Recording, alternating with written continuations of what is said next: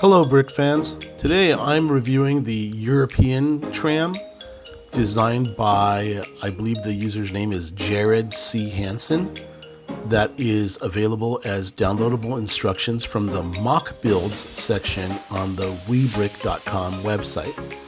I'll see if I can put a link to that in the description. Now this is not a Lego set, it's actually a set of digital instructions that also contains a parts list. Judging from the pictures, it's not a crazy elaborate model, but the trains seem more realistic than your average Lego City train set, and the model has a certain understated charm. But the big question is it buildable? So why should that even be a question? Well, the reason is that when designers create a mock design, they'll often use Lego Studio and then create a digital render, but they might not ever build a physical model with actual bricks. They'll then offer the design for sale on a site like Etsy or Rebrickable or LetBricks or WeBrick. The problem is what's buildable digitally might not work physically, and none of these sites require a designer to offer proof that their designs are actually physically buildable. So, is the European Tram physically buildable? Well, the short answer is yes, but there are numerous issues that need to be addressed along with some minor design changes needed. I've emailed WeBrick about these issues and they've told me that they will be looking into them. I will be addressing these things now. So starting off on the WeBrick site of this model, it will give you an option to buy parts or to see the parts list for this build, but do not do this. Unfortunately, at the time I'm making this video, the parts list on WeBrick for this build are off.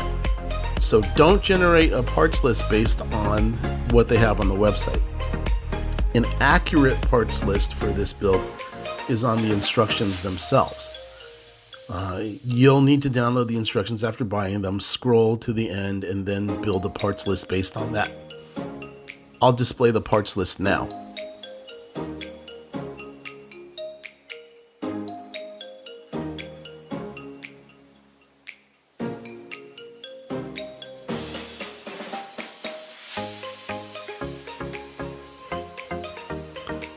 Unfortunately, you're not out of the woods yet. The first problem is that some of the pieces in this list are in colors that were never made by Lego. You'll know this when you create a parts list on Bricklink and a no image message is displayed. Whenever this happened to me, I either had to change the color in my Bricklink list or see if WeBrick.com offered the piece in the color specified. For example, you need a front sloping base for the train.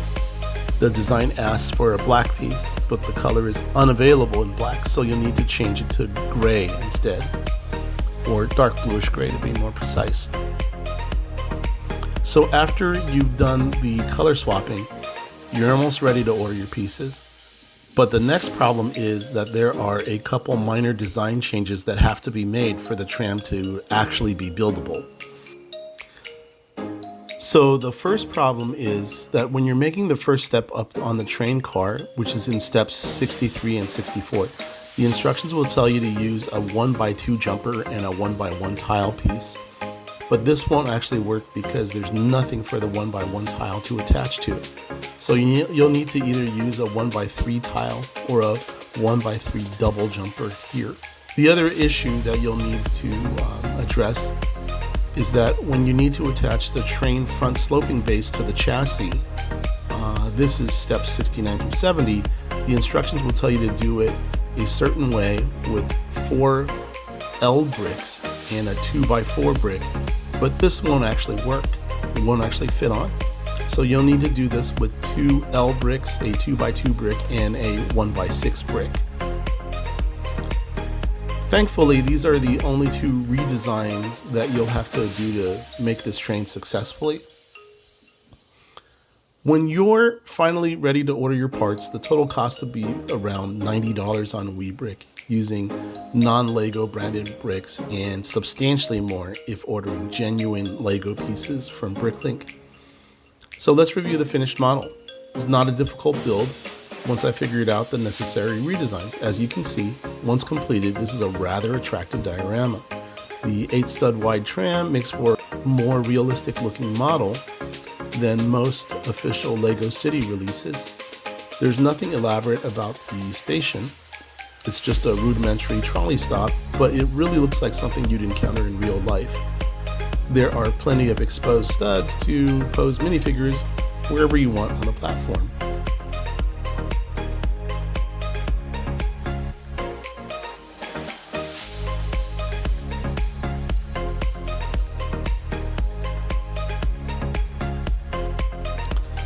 Two minor design gripes I have.